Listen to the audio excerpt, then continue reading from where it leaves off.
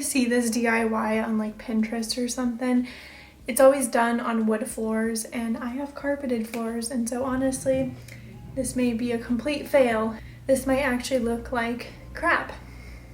And then people might think that I wasted their time with this video.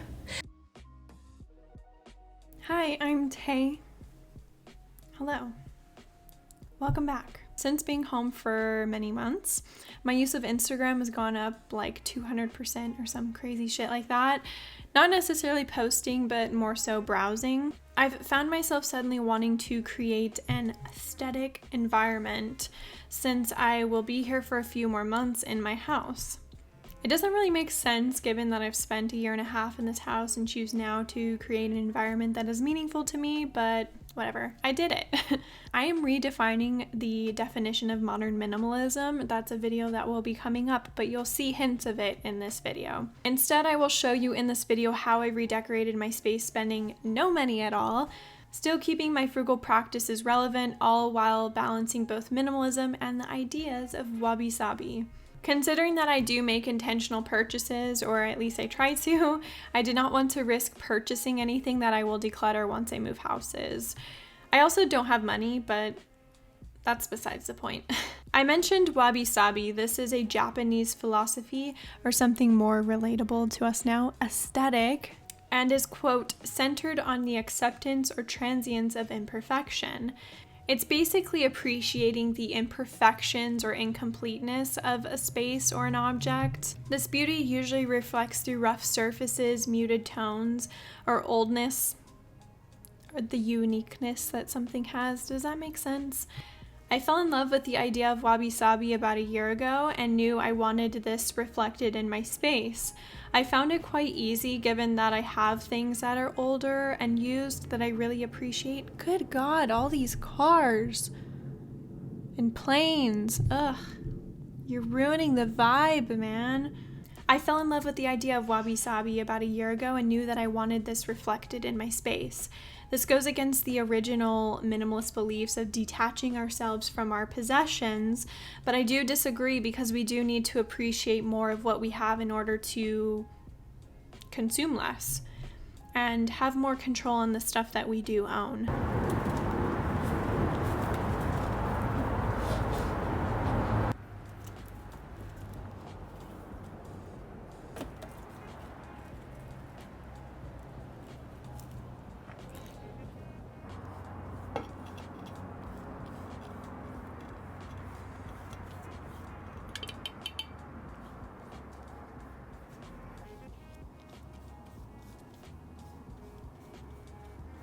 Cut this part so that it lays flat, wet still, but not too bad. You can't because you're making your legs. So. I need my drill. No, this isn't the one you're supposed to be using to do this. Oh. What are you running for?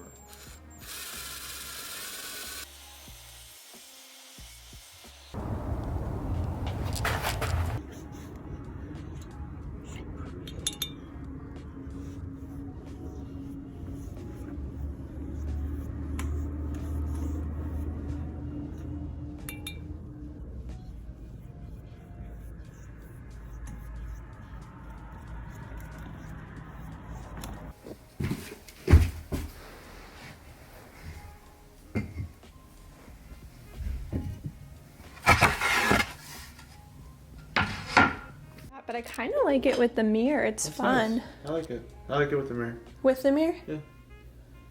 It's fun. It is. Like a little touch, you know, our room's so boring. I hope showing you guys what I did with my space will still keep you intrigued or interested with minimalism, since the rise of maximalism is becoming the new desire or aesthetic.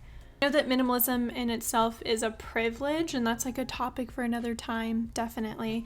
I do believe this look of maximalism with more color and objects can still be created through the acts of minimalism. It'll make more sense with the other video that I'm working on, but for now I will show you visually with my room. First, everything that I own has a purpose, and I'm constantly reevaluating what I own and allow into my life physically and mentally. There's a perfect balance that I've created over the years, and it's been achievable by using what I already have. So that is why I decided I won't be spending any money on this project and will use what is available to me. It's supposed to give it like a certain texture. That look? I don't know.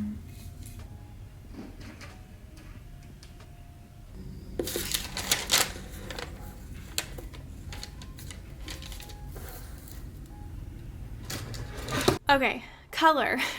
Color's so controversial within the minimalism movement because in the art minimalism movement, it doesn't really contain color. It's more so shades and tones. We could better understand this with how minimalism came about, right?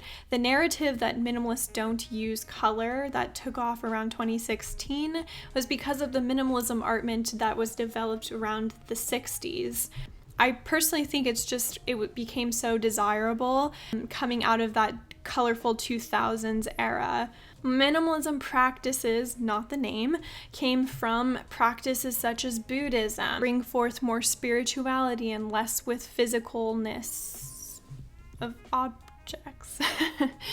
The name came from the art movement, but the practice itself dates back to thousands of years. So I'm kind of getting off topic, but I did want to mention that. Lastly, my hobbies are now on display. I'm doing more art and journaling now, and I decided that I will collect them all into one spot so that I can keep it clean and declutter it very easily. I no longer want to hide my hobbies just to achieve this clean, minimalistic space. I don't use my hobbies when they're hidden away. Instead, I think it does add a little bit more character to my room. Also, some of you may know I have a significant other, and yes, he lives in this room. He doesn't have much. This is the one thing that Lucas has contributed to the room, as it is his favorite method of de-stressing, which is kicking it around the room and hitting all of my things. He is in fact a minimalist, not on purpose. Most of his stuff is downstairs or like in his closet and stuff. He has given me feedback on this. It does kind of feel more like my room though, I'm not gonna lie. Sorry, Lucas. That's it. You will find random props that don't belong in our room that goes in my car. You will always find a soccer ball. See, I have color. I'm a colorful minimalist. You will find a basket of unfinished sewing projects that I will likely never get to.